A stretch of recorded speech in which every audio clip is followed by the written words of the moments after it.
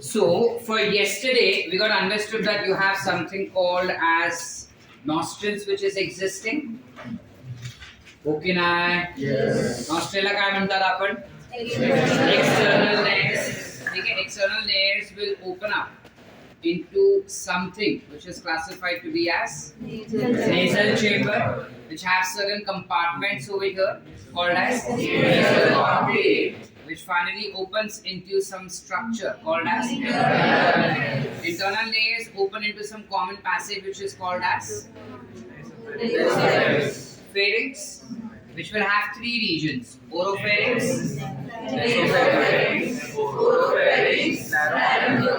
So जब हम laryngopharynx का बात करते हैं तो laryngopharynx जो होता है that would appear somewhat like this, correct? कुछ ऐसे बाहर की तरफ आ जाता है ये structure, correct? So you would have some larynx region like this. और फिर हमने बताया कि जो the larynx which we tend to see that appears somewhat like this, correct? Will have some nulli, some tubular structure.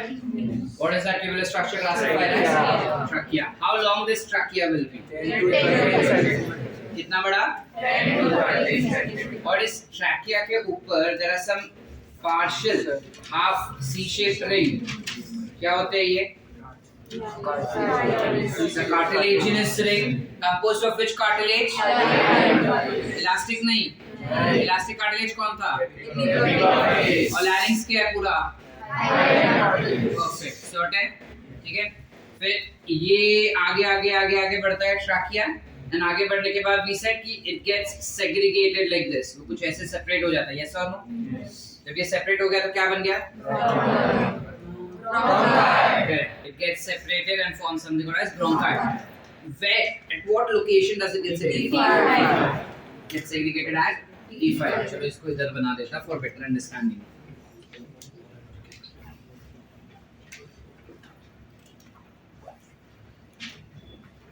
You have some long trachea which has been present. You have some rings. इतने में कितने rings हो जाएंगे? 16 to 20 rings हो जाएंगे. And it gets separated. It gets splitted. Branch हो जाता है at T5 position. The branched structure will be classified to be as which primary? Yeah, you classify it to be as primary bronchi. काय म्हणणार आपण? Primary bronchi. Plural bronchi, singular will be bronchus. Correct? आता ते bronchi पुढे कुठे जाणार आहे? It will further get into something called as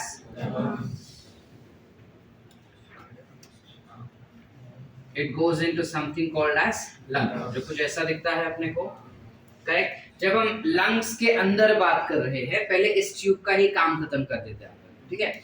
ये जो ट्यूब होता है जो अपने को प्राइमरी ब्रोंकाई दिख रहा है, ये ट्यूब आगे और बाइफरकेट हो जाएगा कुछ ऐसा, ठीक है? अब जब ये ट्यूब आगे और बाइफरकेट हो चुका है कुछ ऐसे, इस ट्यूब को हम क्या कहेंगे?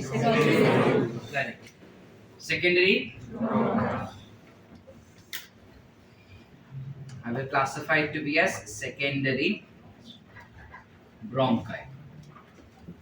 ये जो secondary bronchi होता है वो आगे और branch हो जाएगा somewhat like this, correct?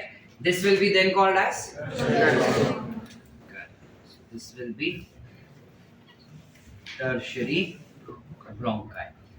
Tertiary bronchi के बाद ये और ज्यादा पतले पतले होते जाएंगे, ठीक है? ये और भी ज्यादा पतला हो जाता है कुछ ऐसे, Can you see that? फिर ये और ज्यादा पतला हो जाएगा, it will branch a little bit more, further it gets branched even a little bit more, ठीक है? ये और ज्यादा फिर ब्रांच हो जाएगा,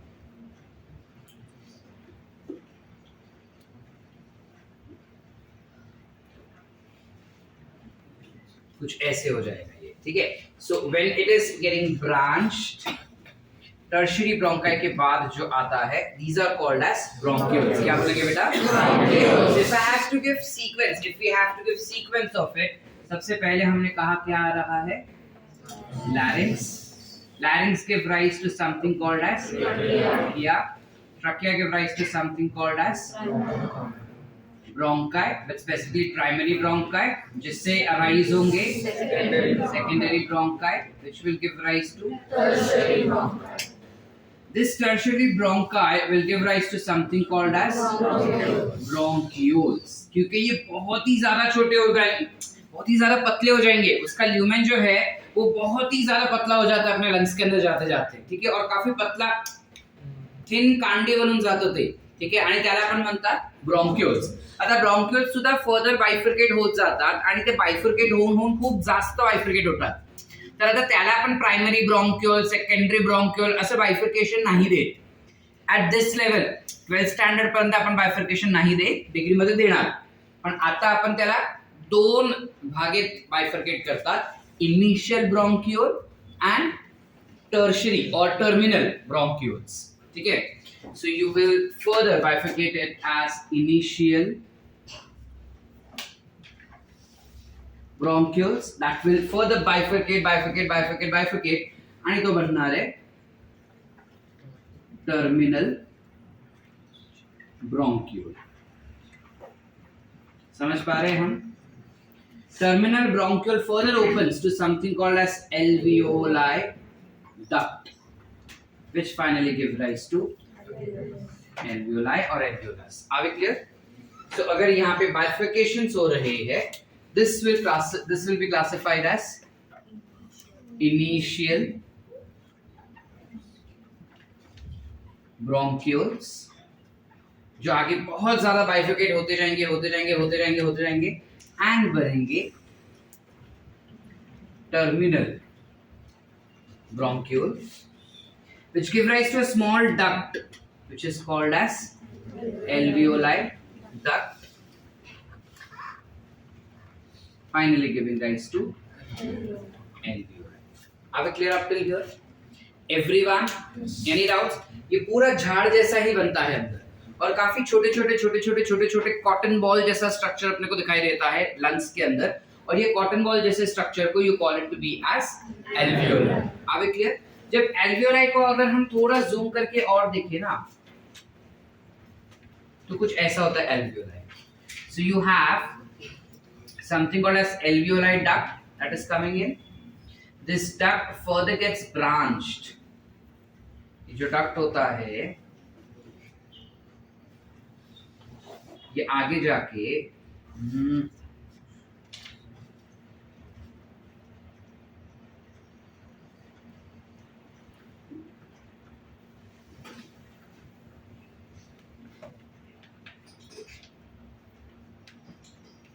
कुछ ऐसे it tends to form a branched structure. Are we getting it? कुछ ऐसे हो जाते हैं. तो ये अंदर वाला जो स्ट्रक्चर है that will be classified as alveoli, और ऊपर के कवरिंग को you call it as alveolar या alveoli sac, within which you find different multiple alveoli. ठीक है, there are millions of alveoli that we see in our lungs. ठीक है, एक लंग्स में almost somewhere around 450 to 500 millions of alveoli we can see. ठीक है, सो बहुत ज्यादा एल्वियोलाई होते हैं, और इस एल्वियोलाई में you will have exchange of gases that will occur, but how that will occur वो हम थोड़ी देर बाद समझते हैं. पहले हम ये देखते हैं कि एल्वियोलाई प्रेजेंट है लंग्स में, तो लंग्स कैसे दिखते हैं, लंग्स कहाँ प्रेजेंट है exactly. We know that lungs is present in a thoracic cavity. Yes or no? Yes. We are aware about this part कि lungs are present in thoracic cavity. ठीक है, it is responsible to be present entirely in thoracic cavity. हमारे body में अगर हम ध्यान से देखें, सपोज ये हमारा पूरा बॉडी वॉल हो गया कुछ ऐसे, ठीक है, ये हो गया अपना बॉडी वॉल, बराबर. Let's suppose this is the body wall that we have. हमारे बॉडी वॉल में यहाँ पे you will have lungs which are present कुछ ऐसे. ठीक है, तो लंग्स का लोकेशन हम कैसे डिफाइन कर सकते हैं. सो लंग्स का लोकेशन डिफाइन करने के लिए this is my which side of the body, ventral side. This will be dorsal. So dorsally we will have something called as vertebral column. Dorsally we will have something called as vertebral column, and eventually we have something classified to be as sternum. काय असणार आहे? Sternum. So dorsally we have vertebral column. This is towards the dorsal side.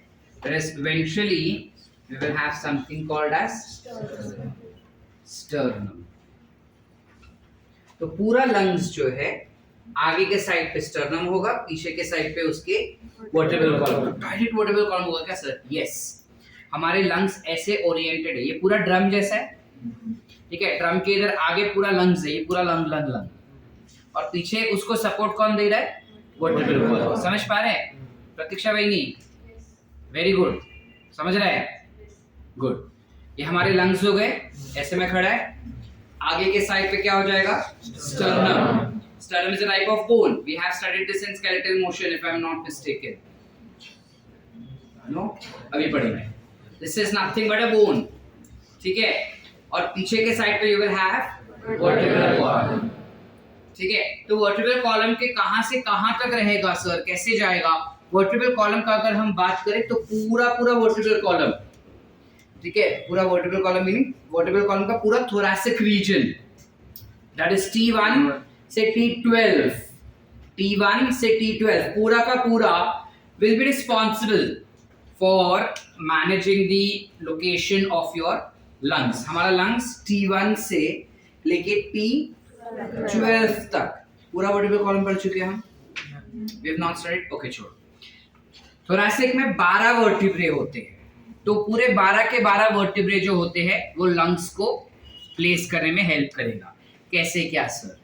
ये जो vertebrae पीछे दिख रहा है, एक वर्टिब्रे से लैटरली म्हणजे साइड से ऐसे कुछ बोन्स आते हैं। Can you see those bones?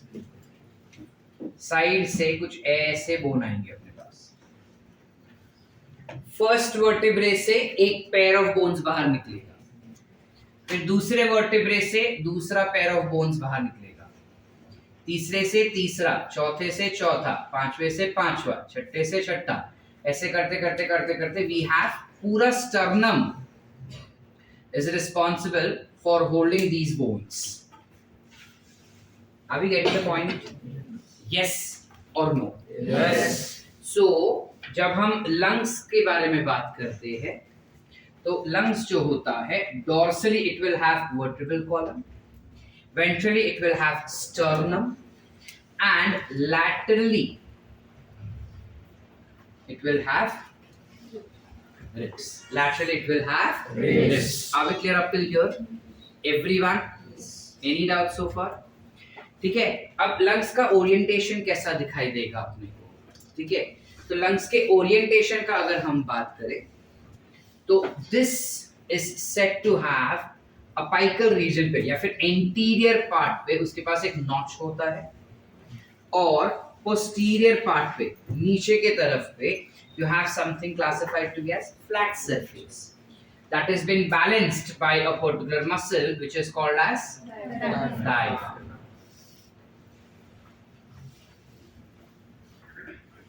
ठीक है, diaphragm is present towards the posterior region, नीचे के साइड पे। नीचे के साइड पे क्या हो जाएगा? Diaphragm. ठीक है, दो लंग्स होंगे। ठीक है, अगर कोई तुम्हारे सामने ऐसे ही बैठा है, ठीक है, लेकिन ये मैं ऐसे बैठा हूं, so this will B which side of the lung? Right side of the lung. ठीक है, मैं ऐसा बैठा हूं ना, तो मेरा ये साइड होना चाहिए ना। तो मेरा ये साइड मतलब क्या हो गया? मेरा ये, और ये साइड क्या हो गया? तो ये वाला लंग मेरा कौन सा है? ये वाला। आसान। सेम जैसा हम इसमें पढ़े थे हार्ट के समय पे, right atrium and left atrium. ठीक है, हमें हमारा हार्ट के हिसाब से नहीं देखना है, उस इंसान के हिसाब से देखना है। ठीक है, तो this becomes your right lung, this becomes your left lung. Generally right lung जो होता है वो साइज के हिसाब से लेफ्ट से थोड़ा बड़ा होता है। राइट लंग लेफ्ट के हिसाब से थोड़ा बड़ा होता है, थोड़ा सा, ठीक है। और जब मैं बोल रहा हूँ कि थोड़ा बड़ा होता है तो उस वजह से दोनों को एक्सटर्नली अलग अलग सेक्शंस में डिवाइड किया जाता है। So you will have a division here like this, एक ऐसा डिवीजन जाता है और एक ऐसा डिवीजन जाता है। दिस व्हाट इज सेड, जब कभी भी बॉडी के अंदर डिविजन्स होते हैं तो उन डिविजन्स को हम कहते हैं फिशर्स। क्या कहते हैं? Fissures. फिशर्स का स्पेलिंग इज FISSURE, ठीक है। कॉल इट एज फिशर्स, कळतंय? तर जेव्हा आपण राईट लंगला बघता, राईट लंग कडे दोन फिशर्स आहेत, दिसतात आपल्याला, आणि लेफ्ट लंग कडे फक्त एकच फिशर असते, काहीतरी असं असणार आहे। दूसरा डायग्राम ड्रॉ करूँ या समझेगा इसमें? समझेगा ना? कलर चेंज कर देता हूँ, चलो अब बेटर समझ पा रहे हैं हम? ये हो जाएंगे फिशर्स। जब यहाँ पे ये फिशर हो रहा है तो ये टेढ़ा फिशर है ना, आडवा आहे, तर आडव्या वस्तूला आपण म्हणतात ऑब्लिक, इंग्रजीत म्हणतात ऑब्लिक, तर या फिशरला आपण काय म्हणणार? ऑब्लिक फिशर, कळतंय? This is horizontal, so I will call this fissure to be as horizontal fissure. क्या कहेंगे हम इसको? Horizontal fissure. Are we clear up till here? Everyone? Yes. Any doubts? This will have only one fissure. Which fissure it has? Oblique fissure. Got it? Meaning, oblique fissure is common for both left and right. Horizontal is only specific for Right. याद रहेगा? Which of the following fissure? अगर तुमको ऐसा आया, statement based question, assertion that left lung is said to have only horizontal fissure, whereas a right lung is said to have both horizontal as well as oblique. Statement is false. Common क्या है? Oblique fissure. Oblique fissure is common for both. Unique is horizontal, which is seen in right only. फक्त right lung में दिखना है, ठीक है? Right lung में दिखता है, क्यों right lung में दिख रहा है? Size में थोड़ा बड़ा होता है वो, ठीक है। सर साइज क्या होता है? एक्चुअली ना there is no size as such for your lungs because it is a contractile molecule, it's a contractile substance, so you can not give it a specific size. उसका volume हो सकता है, समझ पा रहे हैं? जैसे अगर फुगा हुआ ना, एक मैंने फुगा लिया, बलून लिया मैंने, उस बलून के अंदर मैं हवा डाल रहा हूँ, तो इतना भी फुगा हो सकता है, इतना भी हो सकता है, इतना भी हो सकता है, तो मैं उसका साइज कैसे बताऊं तुमको? ठीक है, फिर भी अगर मुझे बताना है साइज तो मैक्सिमम 27 सेंटीमीटर्स होता है जब तुम बहुत ज्यादा हवा भर देते हो लंग्स के अंदर, फिर 27 सेंटीमीटर्स का उसका लेंथ हो जाता है, ठीक है। और नॉर्मल ब्रीदिंग के समय पे 24 सेंटीमीटर्स होता है। हावेवर ये एक एवरेज काउंट हम दे रहे हैं अडल्ट के अंदर, ठीक है। It is not a fixed count, depending on the body structure of individual that keeps on varying as well, ठीक है। उसका वजन सेम होगा, दोनों लंग्स मिला के 1 किलो बनाते हैं हमारे बॉडी में, ठीक है। लंग्स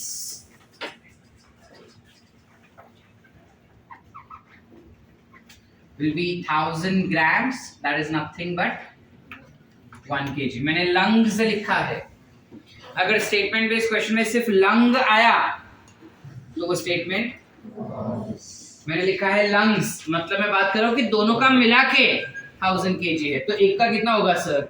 हम 500 ही गिनेंगे, ठीक है। भले अपना एक बड़ा है एक छोटा है, बट ऑन एन एवरेज हम उसको 500 ही गिनते कि 500 होगा करके, ये नहीं कि एक का 550, एक का 450 सर, ठीक है। हम ऑन एन एवरेज दोनों को 500 ही गिन रहे हैं। समझ पा रहे हैं कि नहीं समझ पा रहे?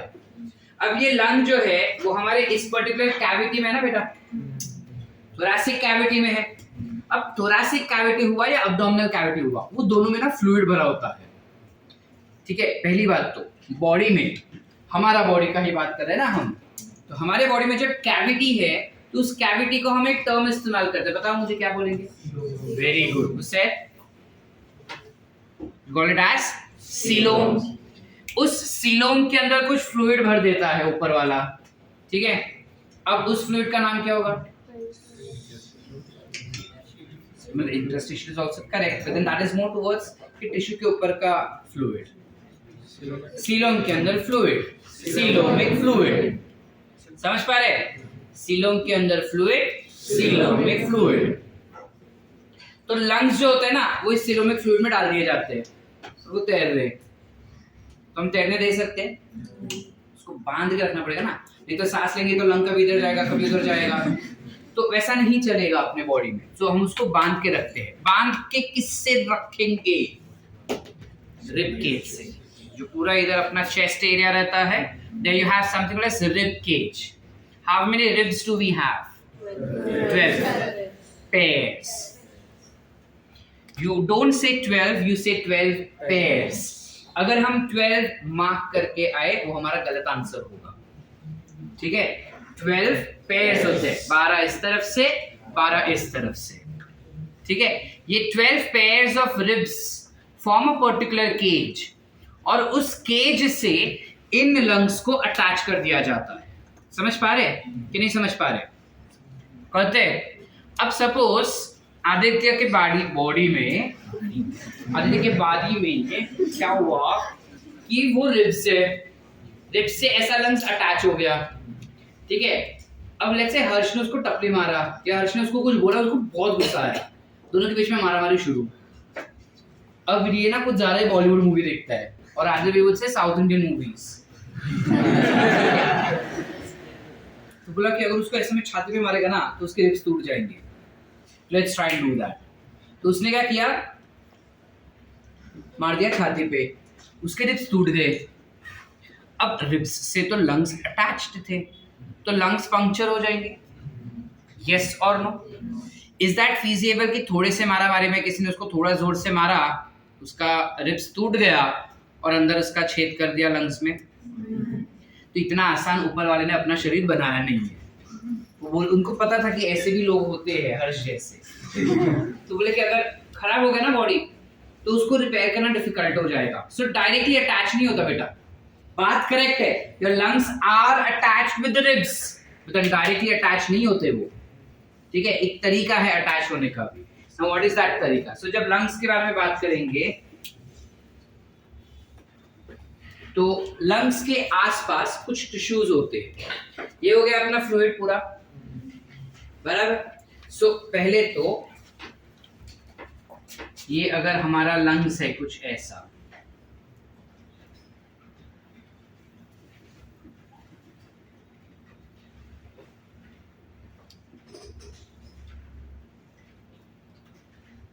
कुछ ऐसे लंग्स हो गया, ऐसा नोकीला नहीं होता, ऐसे लंग्स हो गए। लंग्स के आसपास you have some tissue which is present. ये एक टिश्यू हो गया कुछ ऐसा,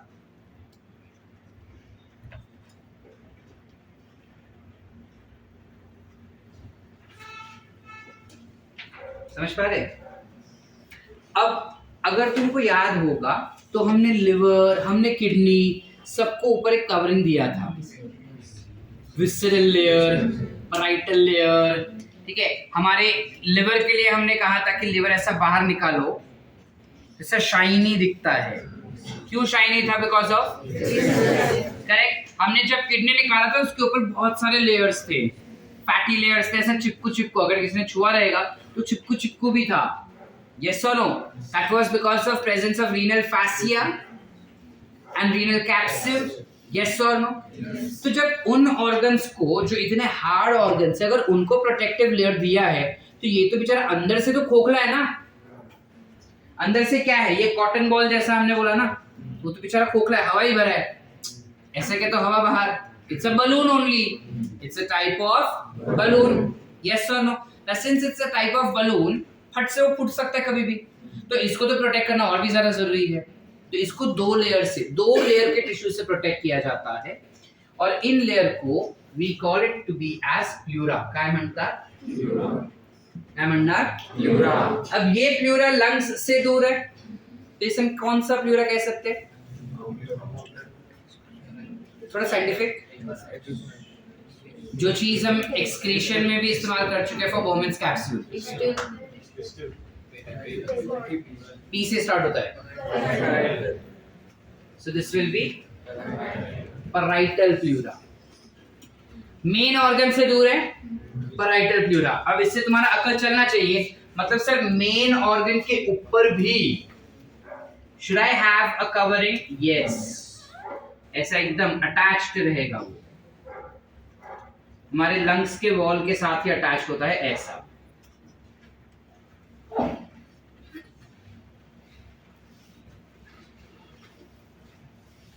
समझ पा रहे?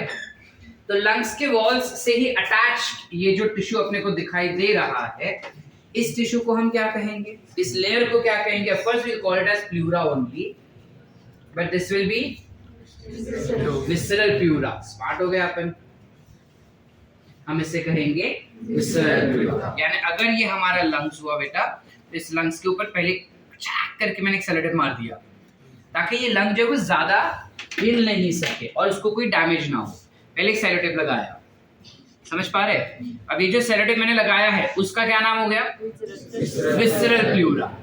और फिर इसके ऊपर एक और सेलोटेप लगाया, लेकिन बीच में स्पेस है, ध्यान दो, ठीक है? एक और सेलोटेप लगा दिया मैंने इसके ऊपर, एक और कवरिंग लगा दिया पेपर का, लेट्स से, तो वो लेयर कौन सा हो गया? राइट। इन दोनों के बीच में स्पेस है, यस सर, दोनों के बीच में क्या है? स्पेस है। उस स्पेस के अंदर हो जाएगा फ्लूइड। क्या हो जाएगा? So you have fluid over here पूरी तरह से।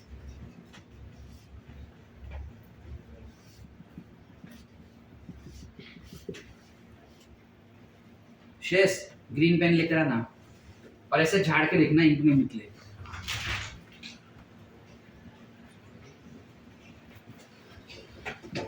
ये पूरा फ्लूइड रहेगा, करेक्ट? ये फ्लूइड कौन से लेयर में?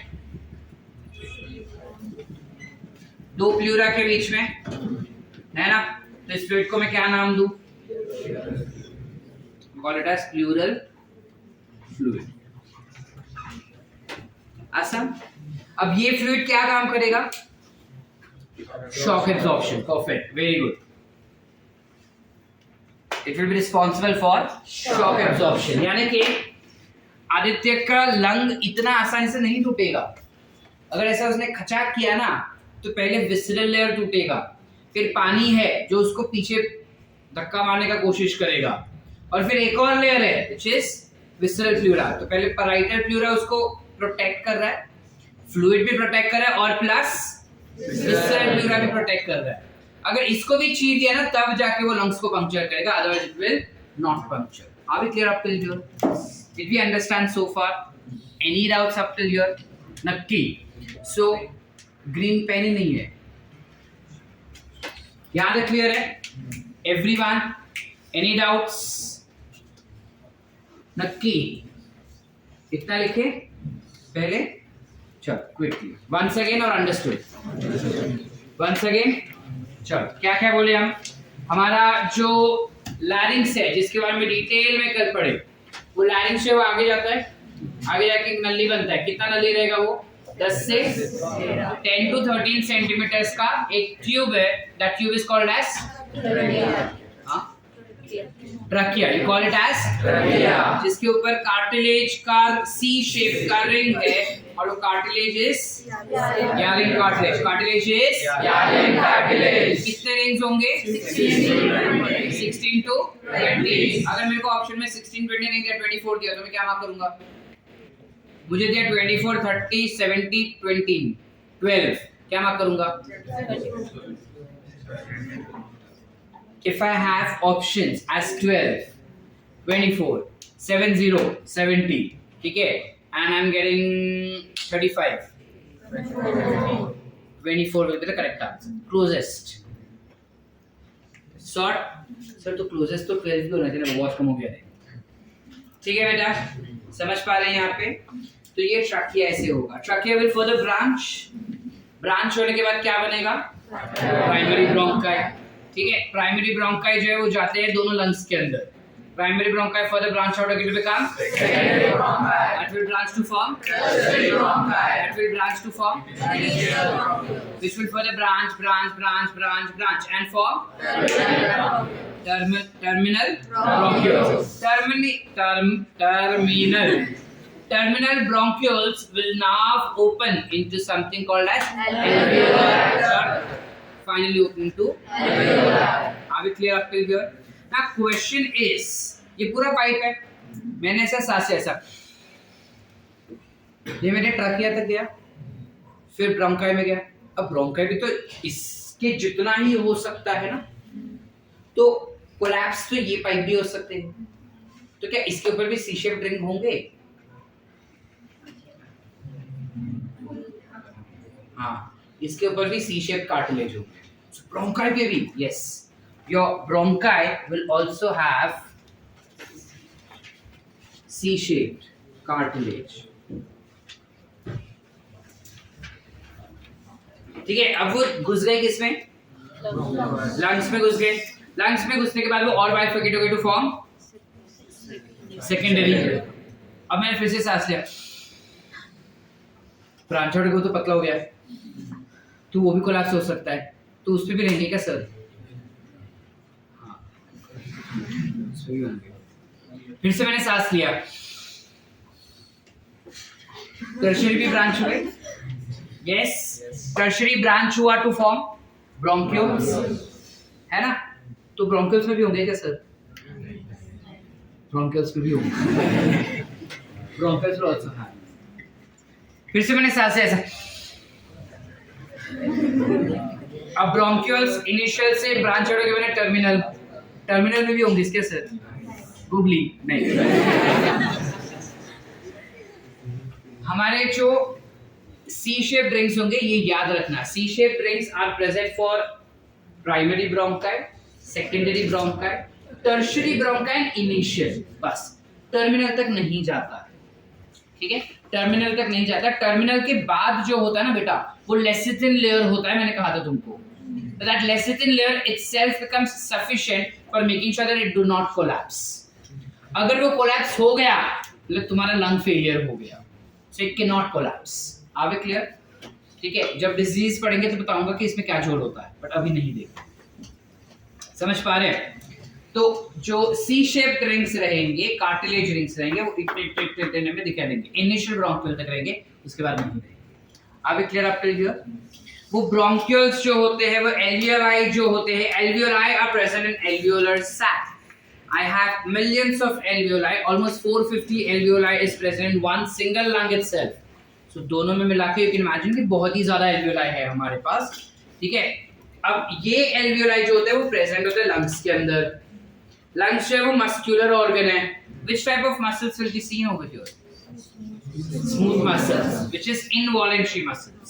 ठीक है, ये स्मूथ मसल्स वाला पूरा जो स्ट्रक्चर है लंग का, वो दो स्ट्रक्चर्स रहेंगे. एक होगा राइट लंग, दूसरा होगा राइट लंग जो रहेगा वो साइज में थोड़ा लेफ्ट थोड़ा ये बड़ा है. इसकी वजह से क्या होगा, इसमें दो फिशर. ये छोटा है इसलिए इसमें कॉमन कौन सा है? Horizontal, horizontal, horizontal. Oblique, oblique will be common. Unique क्या है? यूनिक क्या है? इसको इसको क्या यूनिक है? लेकिन क्या? दो चीजें होती है. देखो, एक होता है कॉमिशर्स और एक होता है फिशर्स. कॉमिशर्स म्हणजे ऐसा क्लब किया हुआ झुंड, फिशर्स माने कटा हुआ. ठीक है, तो यहाँ पे हम क्या देख रहे हैं फिलहाल? फिशर्स. क्यों? क्योंकि ऐसा कट हो रहा है. बाहर से दिखता है क्या अपने को? हाँ दिखता है. हम देखेंगे क्या सर? कासिफ भाई को पूछो, वही अपना दाता है जो सारा सब कुछ लाता है ना? एक और बकरा हलाल करना होगा. चलो चले आगे बेटा. Will see if we get lungs we can see all of these structures. ठीक है, चले आगे. चले. लंग्स भी खाते हैं क्या? जी, क्या होता है? किडनी खा जाते हैं ना, गंदू सा चीज जिसमें क्या क्या एक्सक्रीटरी वेस्ट प्रोडक्ट होते हैं. अब जब लंग्स का हम बात करते हैं तो lungs will always have a protective covering. पहली बात तो लंग्स का लोकेशन कैसे होगा, तो लंग्स के आगे क्या है, so ventral to lungs, lungs is dorsal to sternum, ventral to, what is towards the dorsal of lung, twist समझा, क्या कर सकता है अपने प्रारंभ सायन्स अकॅडमीचा पेपर सर तुम्ही असं सांगितलेलं सर, ते स्टेटमेंट मी चेंज केलं ना, व्हाट डिड आई से, lungs is present dorsal to sternum, what is present, ventral, ठीक है, lungs is present ventral to vertebral column, what is present towards the dorsal, ठीक है, there's something which is present towards the lateral region, क्या है, जिस अपने को feel हो रहा है इधर तक है, कमर तक फील होते हैं, जोर जोर से थोड़ा ऐसा खींचो, ऐसा दबाओगे तो दिखेगा, ठीक है, एक्चुअली गौरव इधर खड़ा करके ऐसा दिखाना चाहिए बट वीडियो रिकॉर्डिंग है तो हम नहीं कर सकते, है ना, ऐसे सुशांत को करेंगे सुशांत सबसे पतला है, ठीक है, ठीक है, कराटे में तो ऐसे सलमान खान बन के ही प्रैक्टिस करता होगा ना, या पहन के करता है, या भी छोड़ दिया कराटे, साइंस ने नींद चैन सुख शौक सब छीन लिए नहीं तेरे, चल किसने कहा था साइंस लेने के लिए, चलिए चलिए चलिए विल गो अहेड। लंग्स हमारे रिब्स से अटैच्ड होते हैं बट डायरेक्टली नहीं, उसके बीच में 3 दीवारें होंगी, सबसे पहला दीवार जो अपने रिब्स से करीब है वो कौन सा हो गया, पैराइटल, क्या हो गया, पैराइटल, जो हमारे रिब्स से करीब है वो दीवार का नाम क्या है, पैराइटल, बोलो परफेक्ट, ठीक है, और जो लंग्स के करीब है वो बीच में क्या हो गया, प्लूरल फ्लूइड, प्लूरल फ्लूइड का क्या काम है, that's it, are we clear up till here, did we understand so far, any doubts, पक्की बात, मेरे को एक डाउट है, देखो अपने रेस्पिरेशन का मेन काम क्या है, when I am respiring,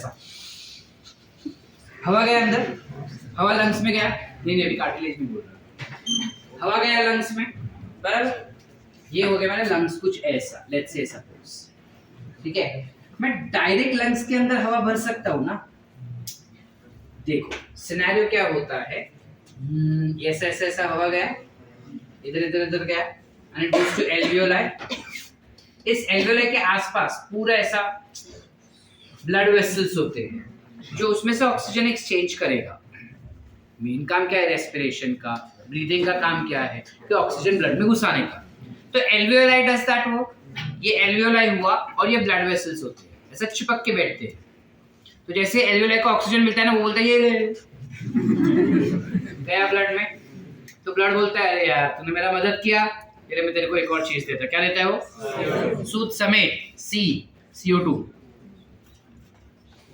exchange होता है। अब व्हाई डू आई रिक्वायर ये इतना सारा ऐसा बाइफिकेशन, ये वो बराबर ना तृप्ति, काहे इतना याद रखने का, ऊपर वाला डायरेक्ट सिंपल चीज कर सकता था, ये नली है, नली में से हवा सीधा गया लंग्स में, बाहर ब्लड वेसल्स डाल दो, सीधा वो ब्लड वेसल्स ले लेगा, ये ज्यादा आसान तरीका नहीं है मेरी बॉडी के लिए,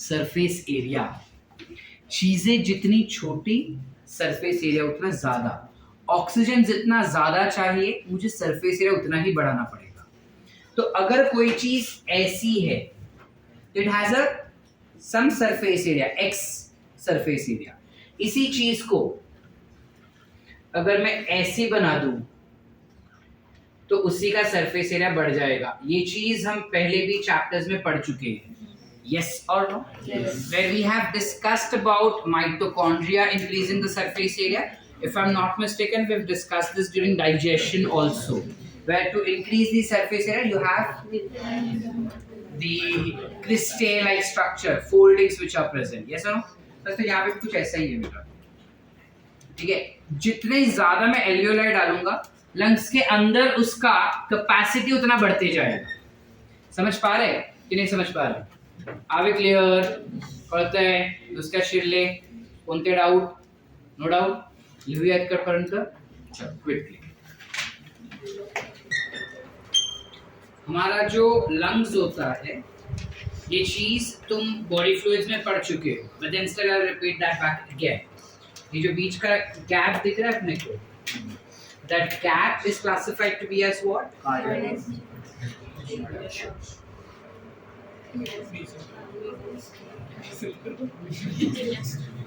काय म्हणतात? mediastinum. काय म्हणतात? mediastinum. हमारा हार्ट जो होता है वो कुछ ऐसे होता है, समझ पा रहे? It's like this.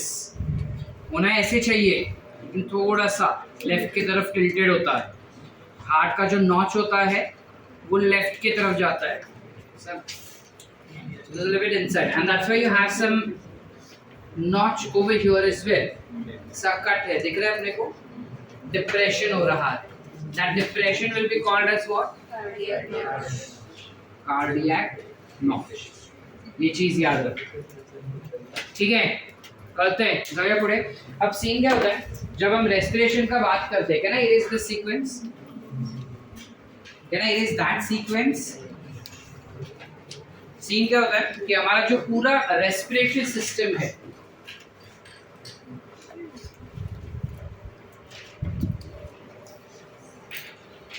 the entire respiratory system that we see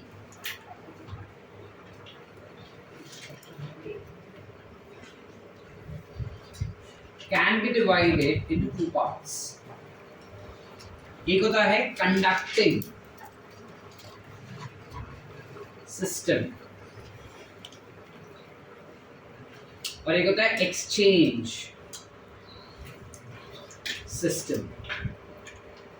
अब हमें नाम से ही काफी इंफॉर्मेशन पता चल जाएगा. कंडक्टिंग सिस्टम मतलब क्या? कंडक्ट करना म्हणजे काय? अगर मैं ये पेन ऐसा फेंकूं और इसके अंदर चिट्ठी डालूं मैं, और चिट्ठी डाल के ऐसा मैंने श्रेयस के पास भेजा कि तू नालायक है, ठीक है? So what is this pen doing? It is conducting the information towards him. Likewise, if I say conducting, meaning what? Transport. So here, when I say that respiratory system can be divided into two, conducting system, मतलब transport किसका? हवा का ही करेगा ना, और चीज तो करेगा नहीं वो. So it will be transporting air. Now within our entire lung system or respiratory system that we spoke, conducting system will be up till the part where air is transported. Exchange will be what? It will be the region where air is getting. Omkar हो गया? Pen बराबर है, रख दे नीचे, जाने दे दे. Exchange में क्या होगा? It will be a region where the air is getting exchanged. किससे? Blood से. समझ पा रहे हैं? तो when I say, can we stop writing? I'm not erasing anything. Soon low. When I say conducting system, it will start from our nostrils. बरोबर है? नाकाने शुरुआत होना है. गिले गिले गिले गिले गिले गिले. ठीक है? And going up till lungs के अंदर, up till where? एल्वियोलाई तक. अब मुझे पता है एल्वियोलाई में तो एक्सचेंज होता है, तो क्या मैं उसको कंडक्टिंग में डाल सकता हूँ? तो कहाँ तक कंडक्टिंग होगा?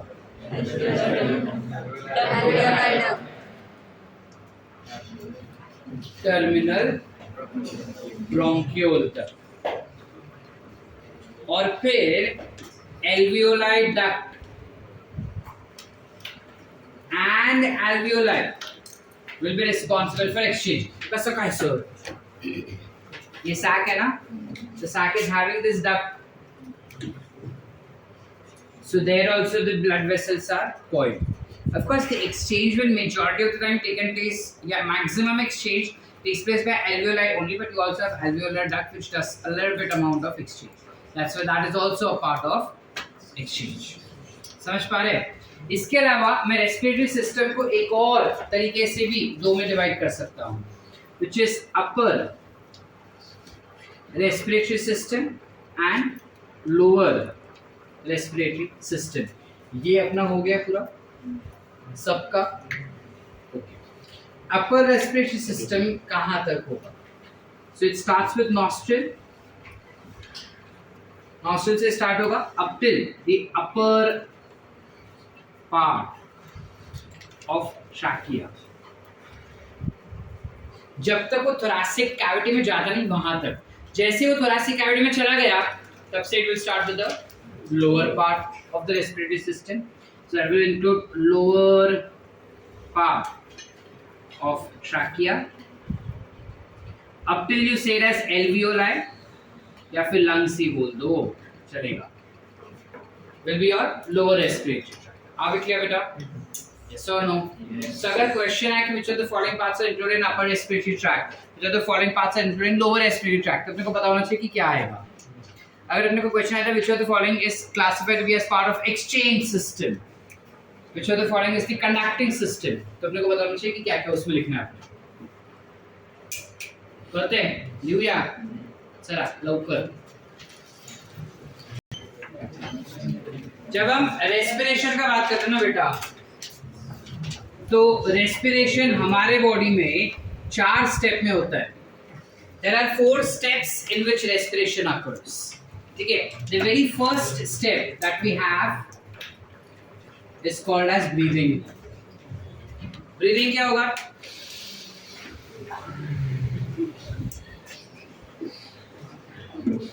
which is inhalation and exhalation. Inhalation of oxygen, exhalation of will be nothing but what you call it as breathing, normal चीज। ठीक है, दूसरा स्टेप जो होता है that is called as internal respiration, external respiration। External respiration क्या होता है? एक्सटर्नल रेस्पिरेशन यानी कि जब हमने नाक से हवा लिया, ये नाक से हवा गया गया गया, ठीक है, इट गोज इनसाइड, ठीक है, पूरा होते हुए it goes to your lungs, lungs में it will go to something called as alveoli. तो जब वो एल्वियोलाई के अंदर हवा घुस गया, उसके बाद एल्वियोलाई से the oxygen will enter into blood vessels. Which blood vessel is this? थोड़ा कलर चेंज कर देता हूँ तो अकल में घुसेगा, नहीं तो पीछे वाले पूछेंगे इतने सारे गोल क्या है।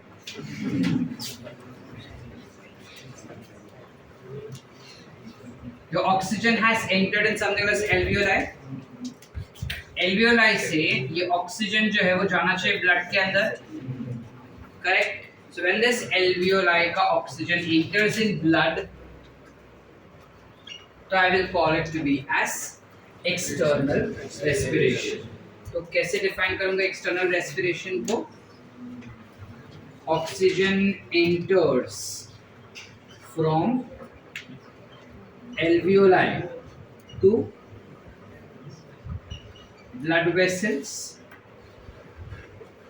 Are we clear? That will be called as external respiration.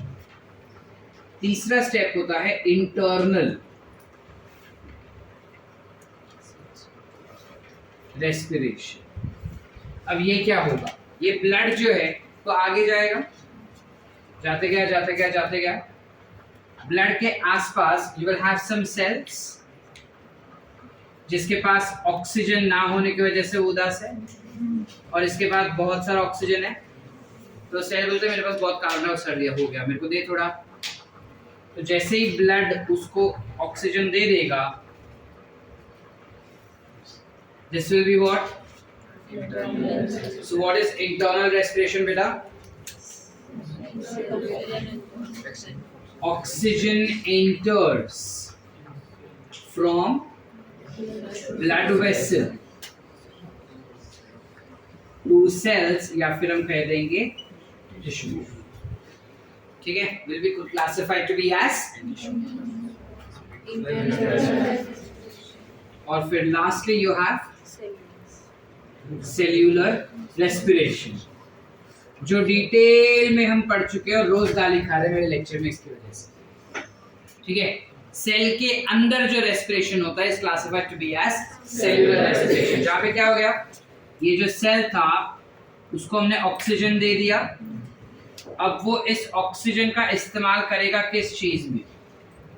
The oxygen that has entered in the cell will be utilized for breakdown of glucose into CO2 plus water plus ATP.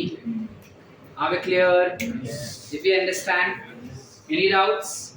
This is classified to be as cellular respiration. ये part हम कर चुके हैं।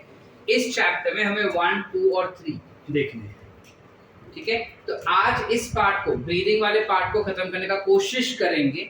होता है तो jingle वाला, नहीं हुआ तो अगले एपिसोड में देखेंगे, ठीक है। मोस्टली हो जाएगा। क्लियर है? ब्रेक के बाद लिखोगे या अभी?